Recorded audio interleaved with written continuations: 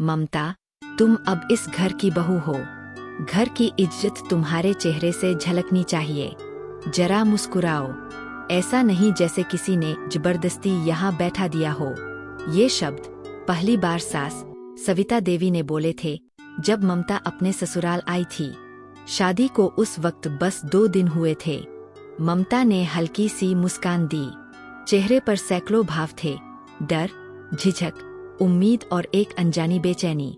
हर लड़की की तरह वो भी ससुराल में प्यार और अपनापन ढूंढ रही थी। लेकिन कपूर परिवार में प्यार शायद एक दुर्लभ चीज थी।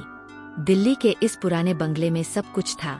बड़ा सा ड्राइंग रूम, भारी पर्दे, सजे हुए झूमर और दीवारों पर सफलता के निशान, पर घर में सन्नाटा कुछ ज्यादा भारी था। जैसे इन दीवारों के नीचे कई रहस्य दफन थे। पहले दिन से ही ममता को एहसास हुआ, यह घर वैसा नहीं है जैसा बाहर से दिखता है। उसके पति आरव कपूर अपनी माँ की हर बात में हामी भरते थे। वो ममता से बहुत कम बोलते थे। शादी के बाद बस इतना कहा था, माँ ने तुम्हें चुना है, इसलिए तुम हमारे लिए सही हो। बस उनके हिसाब से चलना सीख लो। बस इतना ही रिश्ता था, एक अनुबंध जिसमें प्यार की कोई जगह नहीं थी। सविता देवी, जो पूरे मोहल्ले में अपनी संस्कारिक छवि के लिए जानी जाती थीं, घर के हर कोने की मालकिन थीं। सुबह 5 बजे उठना, पूजा करना और बहू से आदेश के लहजे में बातें करना उनकी दिनचर्या थी। ममता पूजा के थाल में कपूर डलना भूल गई, और जब ममता हाथ जोड़कर माफ कर दीजिए कहती, सास के चेहरे पर एक हल्की सी मुस्कान आ जाती। वो मुस्कान जिसमें दया नहीं, नियंत्रण छिपा था। हर रात जब सब सो जाते, ममता बालकनी में बैठी घर को सुनती। हाँ, इस घर की अपनी आवाज थी। पुराने लकड़ी के फर्श से कभी कभी चरमराहट की आवाज आती, कभी किसी बंद कमरे से गिरने वाली चीज की हल्की परछाई दिखती। और एक बार तो उसने साफ साफ सुना, नीचे वाले स्टोर रूम से किसी के रोने की आवाज। वो कांप गई। उसने तुरंत अपने कमरे का दरवाजा बंद कर लिया, लेकिन आवाज धीरे धीरे बढ़ती गई, दर्द और दबी हुई चीखों जैसी।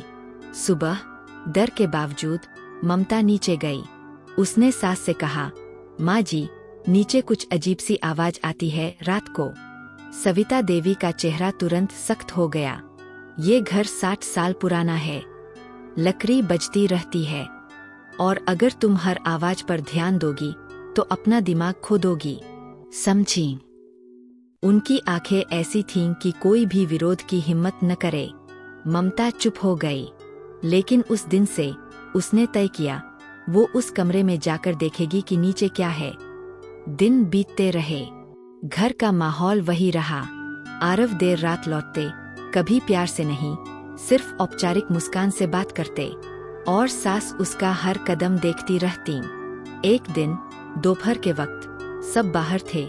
सास किसी कॉलोनी मीटिंग में, आरव ऑफिस गए थे। ममता ने वही किया जिसका डर सबको था। उसने ताला खोला और नीचे उतर गई। सीढ़ियां पुरानी थीं, लेकिन साफ। नीचे एक बड़ा कमरा था जो स्टोर के रूप में इस्तेमाल होता था। पुरानी पेटियां, धूल से ढके सोफे और हवा में गंध, नमी और किसी पुराने राज की। वो धीरे धीरे आगे बढ़ी। कमरे के बीचों बीच एक पुराना आईना था, टूटा हुआ। उसके सामने एक लकड़ी की कुर्सी पड़ी थी, और दीवार पर कुछ लिखा था, मुझे चुप रहने को कहा गया था। अक्षर धुंधले थे, पर साफ दिखते थे कि किसी ने नाखूनों से उकेरे थे। ममता के हाथ कांप गए। तभी ऊपर से दरवाजे के बंद होने की आवाज आई। वो भागकर सीढ़ियां चढ़ी। दरवाजा बंद था, बाहर कोई नहीं था। घर में सन्नाटा। शाम को जब सब लौटे, सास ने अजीब निगाहों से देखा। आज नीचे गई थी ना? ममता जम गई। मैंने मना किया था उस कमरे में जाने से। वो हमारे बड़े बेटे की यादें हैं, तुम जैसे लोगों के लिए नहीं। बड़े बेटे? ममता ने धीरे से पूछा। हाँ, सविता बोली। आरव से बड़ा बेटा आदित्य 10 साल पहले मर गया। नीचे से उसका शव मिला था। बस अब इस बारे में और सवाल मत पूछना। आवाज इतनी ठंडी थी कि ममता का खून जम गया। लेकिन उस रात उसे फिर वही आवाज सुनाई दी, रोने और किसी के फुसफुसाने की। मत चुप रहो। वो उठ बैठी। आईने की परछाई उसके कमरे की दीवार पर नाच रही थी। आवाज जैसे कह रही थी, सच्चाई सुनो। अगले दिन ममता ने पंडित जी को बुलाया, पूजा के बहाने। वो आदमी बूढ़ा था, पर उसकी आंखें तेज थीं। जब वह नीचे गया तो अचानक जैसे ठिठक गया। बेटी, ये घर शांत नहीं है। यहाँ किसी की आत्मा बंधी हुई है। कौन? ममता ने पूछा। किसी का विश्वासघात हुआ है। किसी ने सच्चाई दबाई है। उसने ऊपर देखकर कहा, और वो तुम्हारे बहुत पास है। पंडित जी के जाने के बाद ममता को सास की नजर महसूस हुई, ठंडी, चेतावनी भरी। उस रात आरव ने पहली बार गुस्से में कहा, ममता, माँ पर शक करना बंद करो। वो जो कहती है वही सही है। उस कमरे में मत जाना। पर जितना वो मना करते, ममता की जिज्ञासा बढ़ती गई। एक दोपहर जब सब मंदिर गए हुए थे, ममता ने स्टोर रूम की पुरानी पेटियां खंगाल डाली। एक धूल भरी डायरी मिली। आदित्य कपूर लिखा था कवर पर। पहला पन्ना पढ़ते ही उसकी सांस रुक गई। माँ मुझसे नफरत करती है। कहती है कि मैं इस घर की बदनामी हूँ।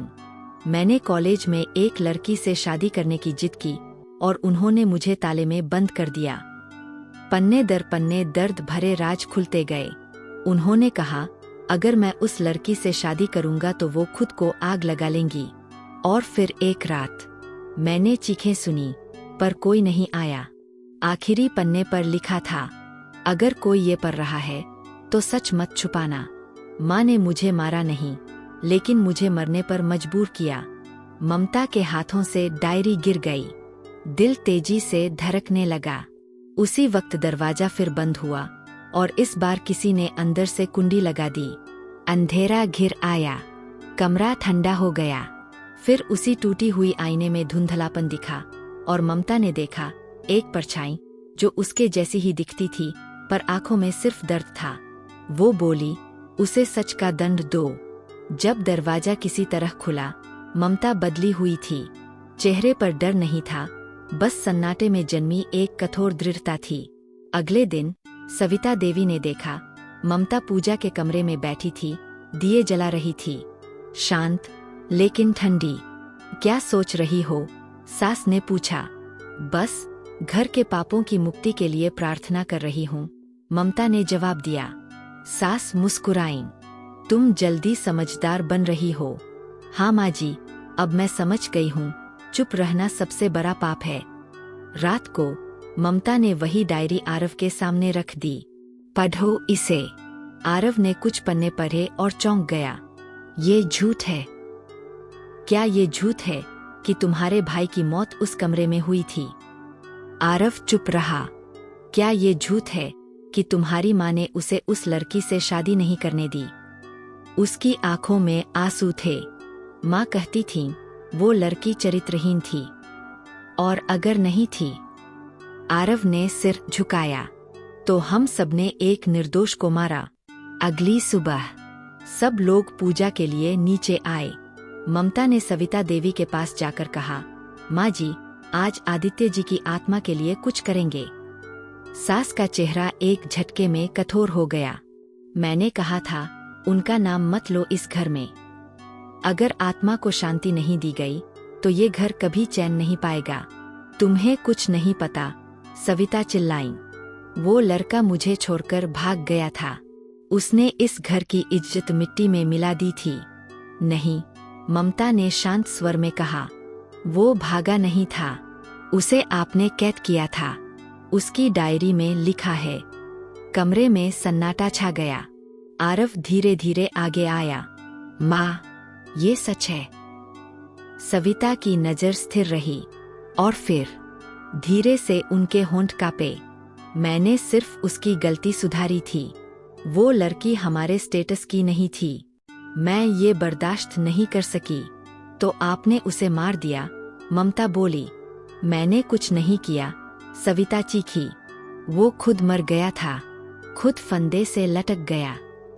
हाँ, ममता ने कहा, क्योंकि आपने उसे मजबूर किया। और तभी घर की बिजली चली गई। एक झटका लगा, हवा भारी हो गई। बल्ब की रोशनी टिमटिमाई। नीचे वाले कमरे से फिर वही आवाज, किसी के सिसकने की। सविता कांपने लगीं। वो मुझसे नाराज है। ममता ने गहरी सांस ली। नहीं माँ जी, वो अपने लिए नहीं रो रहा, वो आपके लिए रो रहा है। घड़ी ने 12 बजाए। दरवाजे की दिशा से ठंडी हवा चली। मूर्तियां हिलीं। सविता ने घुटनों पर गिरकर रोना शुरू किया। माफ कर दे बेटा, माफ कर दे। आवाज धीरे धीरे थम गई। अगले दिन सुबह पुलिस और पड़ोसी घर के बाहर थे। खबर थी, कपूर हाउस के स्टोर रूम में शांति की एक अजीब सी गूंज थी। ना डर, ना सन्नाटा, बस एक हल्की धूप। ममता ने पुलिस को डायरी दी। मामला फिर से खोला गया। सविता देवी ने दोष कबूल किया और अदालत में रो पड़ी। 1 साल बाद ममता ने उसी घर के बाहर नया बोर्ड लगवाया, Aditya memorial school for truth and voice.